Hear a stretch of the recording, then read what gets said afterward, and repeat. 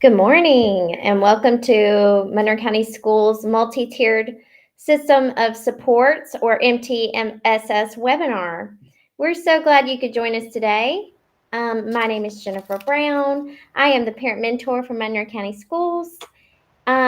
First, I just want to ask, I'm sure that you will have some questions. We just want to hold all those questions until the end of the presentation. We will have a special question and answer session at the end.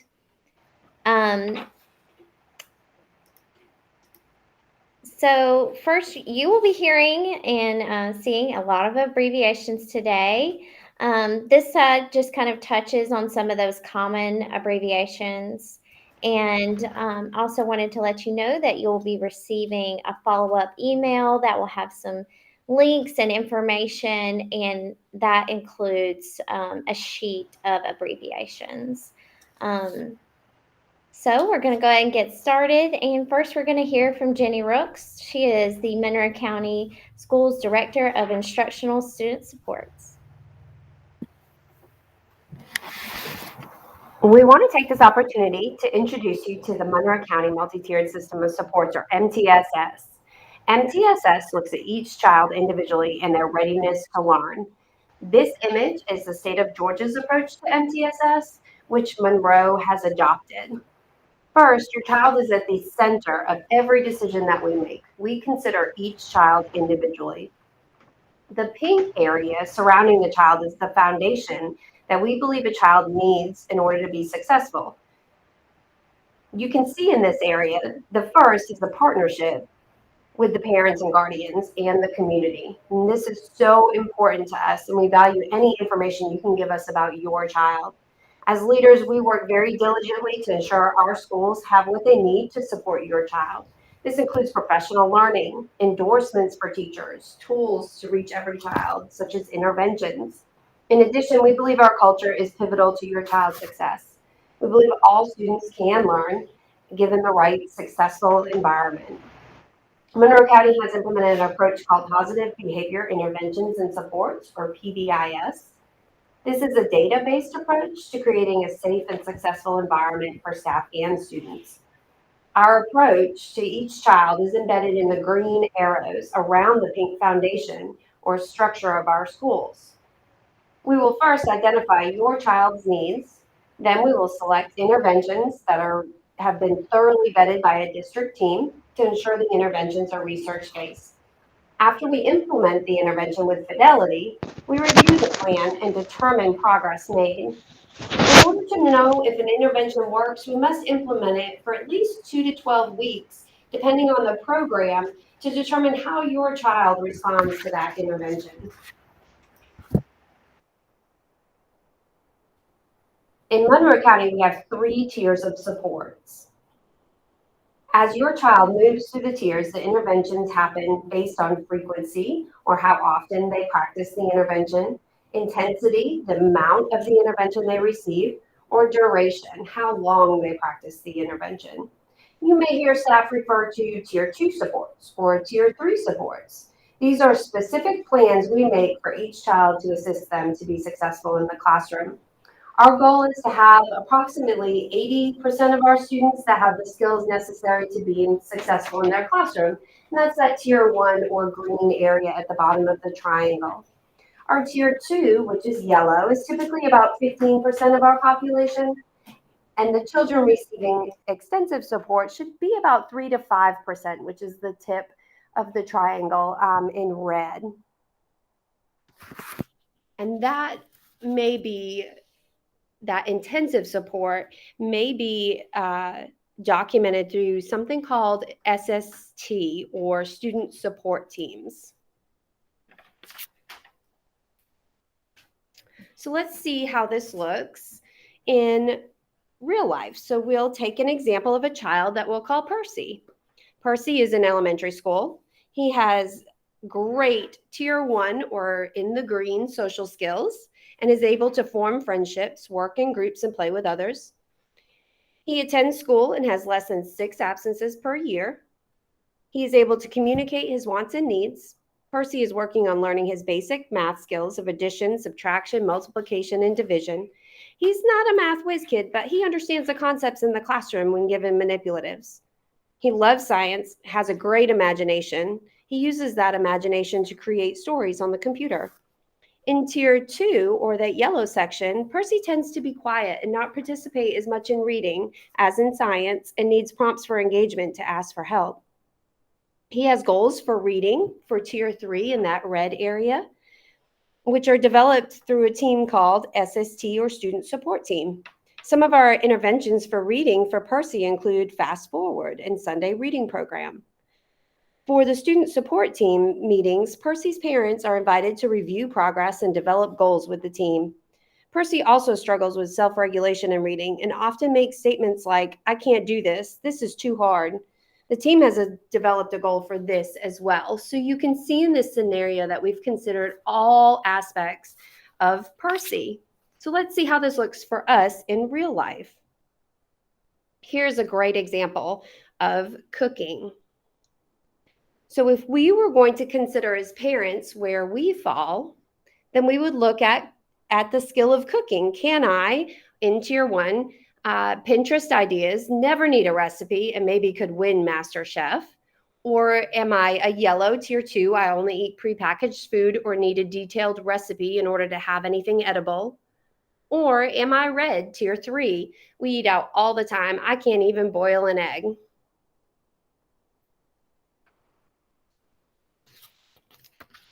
All right, so you would think about what tier that you would be in given that skill. Here's another skill, a flat tire. Would you be green, Tier 1, I can take care of it? Yellow, Tier 2, I need some guidance, maybe phone a friend, but I got this. Or red, Tier 3, I hope to make it to the side of the road. I don't even know if I have a spare tire. As you can see, these situations all affect us. We are not all in Tier 1 in every area of our lives. Monroe County works to help children have a diverse education so they can choose their path for success. Just like in life, there are some non-negotiables. For example, you have to eat. So cooking or being able to have money to purchase food is necessary. In education, reading and math are necessary. We work diligently to add supports whenever a child needs this, as each child is unique. And so I'm going to turn it over to Carrie Suter, who is our board certified behavior analyst, and she is going to talk about behavior. Good morning. So I'm going to talk about behavior, and the word behavior can sometimes get a bad rap. Here in Monroe, when we talk about behavior, we're talking about all types of behaviors. We talk about the ones that you can see and also the ones that maybe aren't as easy to see. It also isn't always about the negative behaviors. Sometimes we want to treat, shape, reinforce appropriate behaviors instead of focusing just on the negative behaviors. So when you hear us talk about behaviors, we're looking at it so much deeper than just those outward problematic behaviors. The important thing is to think about that all behaviors, they communicate a want or a need. And it doesn't matter what it looks like, but more of what it's trying to say. So there are 3 common reasons why behaviors occur. The 2 most common are access to something and escape from something.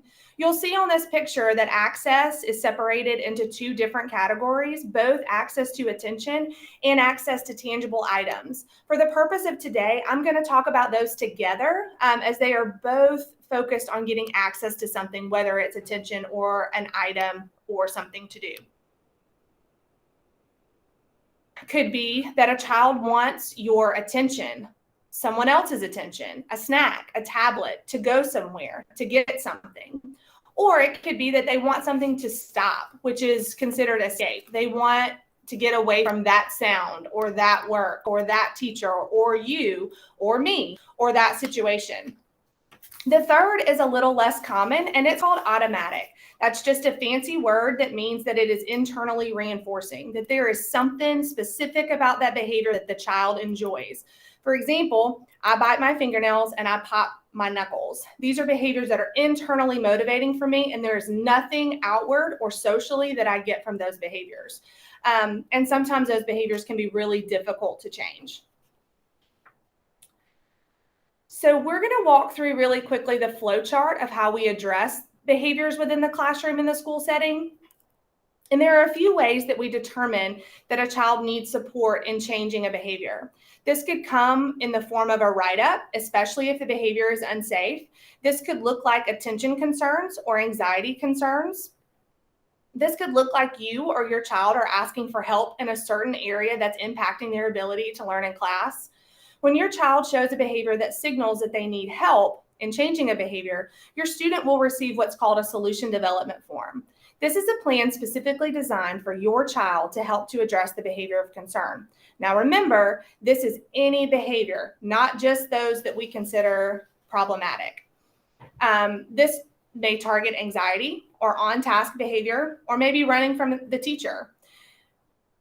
The teacher will work to write a plan to discuss prevention strategies, reinforcement strategies for a more appropriate behavior that we'd like to see, and consequences for the targeted behavior. And we'll implement this specific plan for 2 to 3 weeks while collecting data on whether or not the intervention is working. If it is, then we're just going to keep this plan and keep the plan and continue to collect data.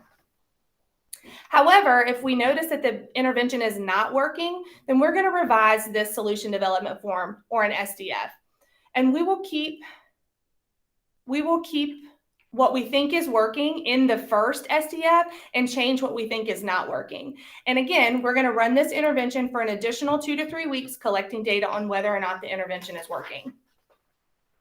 If this is again unsuccessful in changing the child's behavior, then we're going to ask you for consent to run what's called a functional behavior assessment. This assessment is going to dig in and tell us exactly what your child is trying to communicate by using that behavior. Remember, there are 3 common reasons: access, escape, and automatic. Once the assessment is finished, then we're going to meet together as your child's student support team, SST, and we're going to determine a more appropriate functional-based intervention based on those results from the functional behavior assessment. And we'll continue to change this intervention until we find something that works to change the behavior of focus.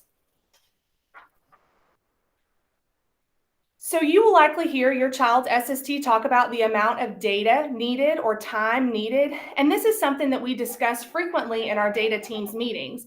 But there's a huge difference between collecting data on student behavior and collecting data on whether or not an intervention is effective in changing that behavior. For example, if we're only collecting data on a behavior, then really all that shows us is, yep, there's a concern here. Whereas if we're collecting data on the intervention to treat the behavior, this shows us one of 2 things. Yes, the intervention is working, or no, the intervention is not working. So while in the meeting, you may hear people discussing your child's behaviors and looking at graphs and trends and all of those things, what we're really talking about is whether or not the intervention is working to change the behavior that we're focusing on. Probably one of the most common critiques that we hear during this process from parents and teachers is, why is this taking so long? And that's a great question. The short answer is that we want to be certain that when we're moving on to the next step of the process, that we can say without a doubt that our previous plan didn't work. Think about some behavior that you would like to shape or change. Maybe it's losing weight. Maybe it's creating some quiet time each day for yourself. Maybe it's to stop shopping on Amazon as often as you do. Stopping or changing a behavior is hard. It takes time. And even when you're being successful, sometimes it requires that you tweak your plan or tactics to really get to that end goal. Sometimes there are setbacks, there are holidays, weird events that throw us off. And we all have to take those things into consideration when we're shaping a child's behavior as well. There's no magic wand, unfortunately. We just have to put in some determination, hard work, and consistency. So I'm now going to turn the presentation over to Dr. Kelly Smith. She's Monroe County's lead speech and language pathologist. Okay, good morning. A tiered consent form is sent to the parent by the school. This is basically a signed permission form for the school speech language pathologist to conduct a speech and language screening. This is an informal measure that considers the areas of articulation, voice, fluency, and language. So when we look at articulation, articulation looks at the sounds a child uses to pronounce words. Voice looks at pitch, intensity, and intonation of the student's vocal output. Fluency is another word really used for stuttering. And language considers both the language a student understands and uses to communicate. If concerns are evident based on these screener results, a meeting is indicated for the school team, and parents are invited to this meeting and are part of this team. These results are shared with the team, and the team determines the type and frequency of the intervention to address the area of concern based on the results of the speech screener. The interventions are implemented with the student, and the team will re-meet to share the results of these interventions and determine next steps. The team may modify the intervention plan if needed at this time. If interventions have been tried with fidelity and there continues to be gaps present for the area of concern, the team may recommend modifying the plan or referring for additional testing for the student. If interventions are working, the plan continues, but goals may be modified if needed to ensure continued growth in the area of speech and language. Okay, now I'm going to introduce our system diagnostician, Ms. Sherry Williams, and she's going to share the tiered services model with us. All right, as Ms. Brooks previously stated, there are 3 tiers within the multi-tiered system of supports within the state of Georgia. And now I will describe what each of these tiers may look like within the school setting when working with individual students. Tier 2 and Tier 3 plans are specific to the student and may not include everything listed here. So within Tier 1, this is primarily will be conducted by the teacher, the child's teacher or teachers. This is your general classroom instruction. It may include early intervention program or EIP services within grades K through 5. And this is when the EIP teacher actually pushes into the classroom, and we call those augmented services. It also includes remedial education program or REP services, which are similar but delivered a little bit differently at the middle school in grades 6 through 8. And then it can also include flexible or small group instruction. Flexible meaning that those groups change, and those small groups can occur with the classroom teacher and or the EIP teacher. And then curriculum is mandated by the state. And then we also have some programs that are implemented within Monroe County. So the state curriculum are the Georgia Standards of Excellence, and then local countywide implementation of Sunday and Haggerty programs. So those are all supports that every child is going to get within the Tier 1, or has the possibility to get.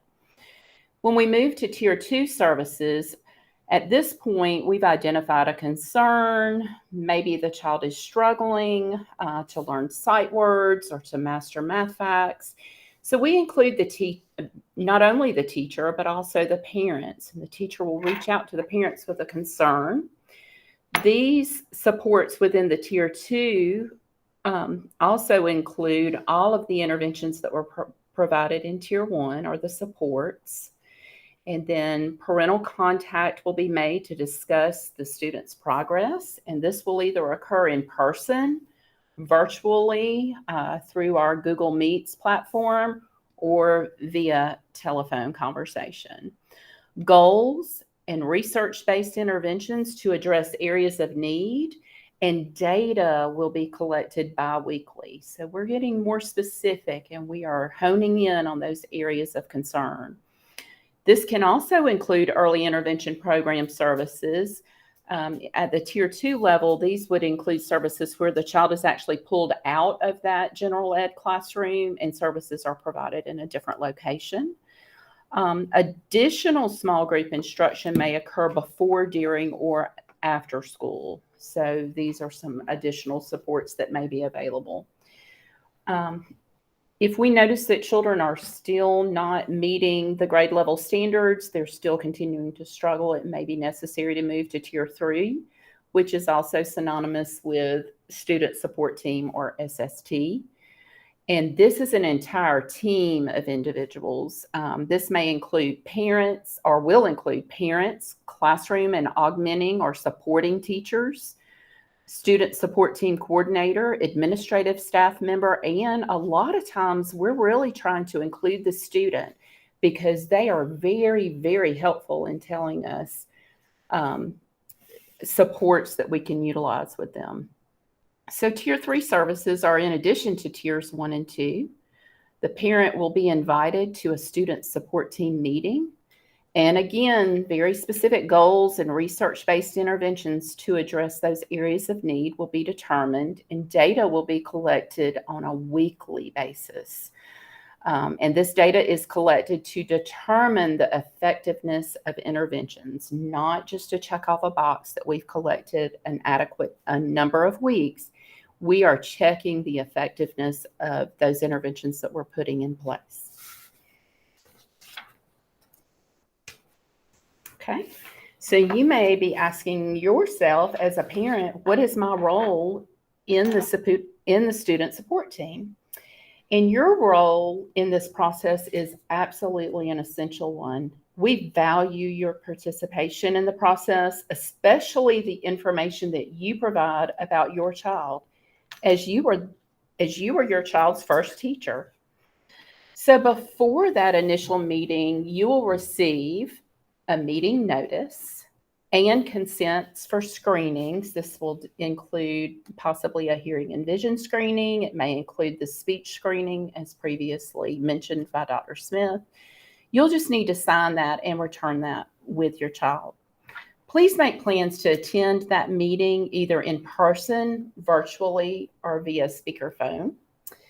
And go ahead prior to the meeting and determine what you consider to be strengths and weaknesses for your child, whether they be academic, behavioral, or other. Also, it is really important that we know your child's personal preferences, snacks, games, toys, as those can be used as motivation for your child.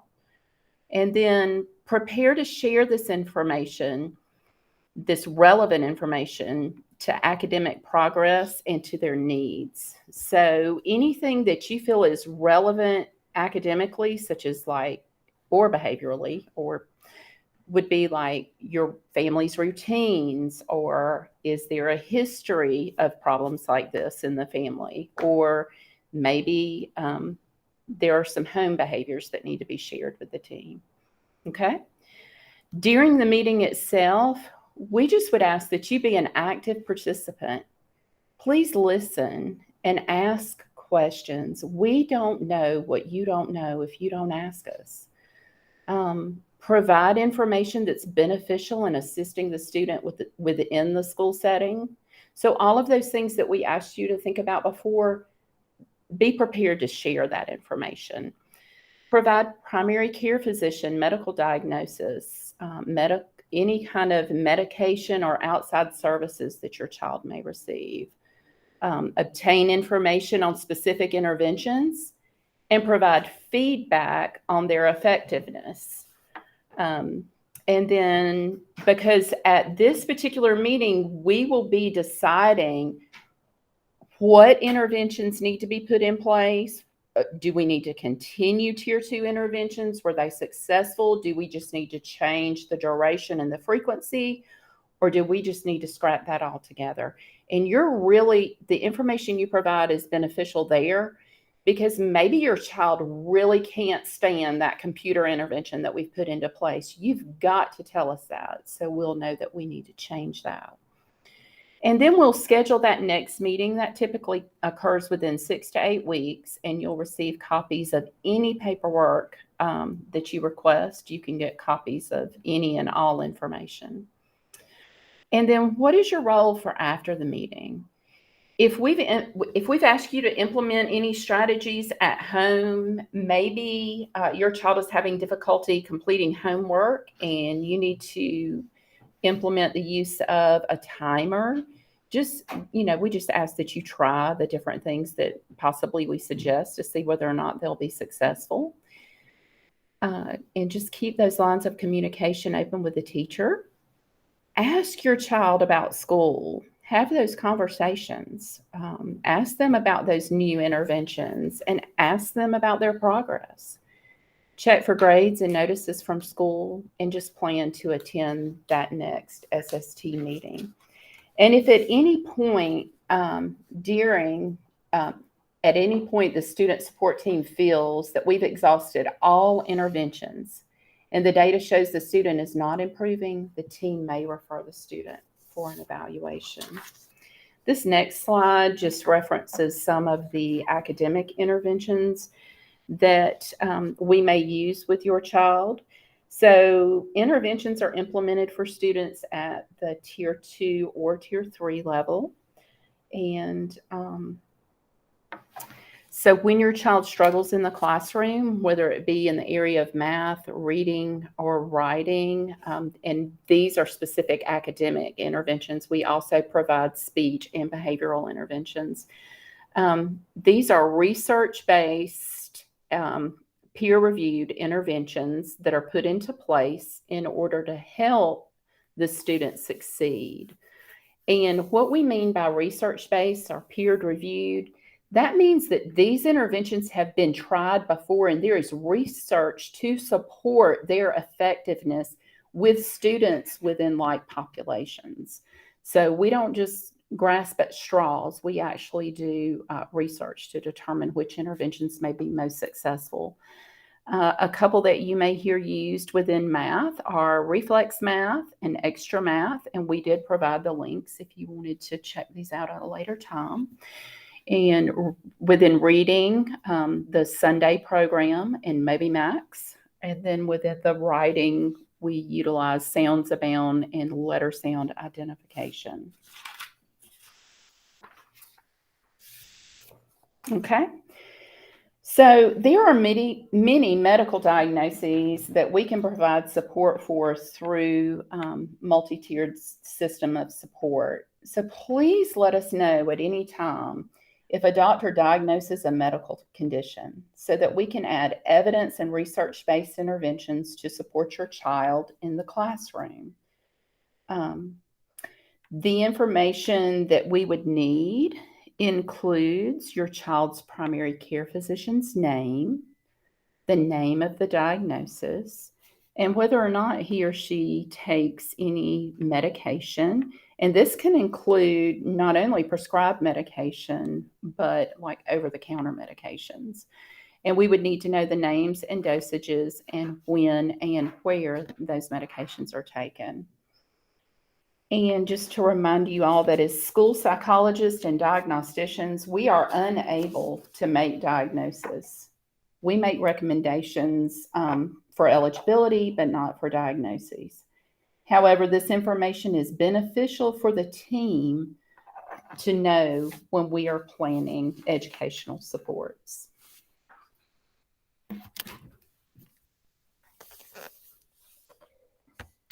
So in conclusion, our team is dedicated to providing supports in Monroe to each and every child, and we look at each child individually. This wheel of support is very different in every county. The way that they interpret what the state has passed down can look different. The differences are based on population need, differences in infrastructure, and leadership priorities. We are very blessed in Monroe to have our vision as developing students with the knowledge and skills to be successful, and our mission is learn, grow, and succeed. So we meet a child where they are, and it does not matter where they are. We meet them where they are, and we grow them from that point. We are always trying to improve our processes and would love to hear from you with questions or concerns. But again, because this process is so different in every county, please ask questions of your team. We would not hesitate to answer those for you or find somebody who can.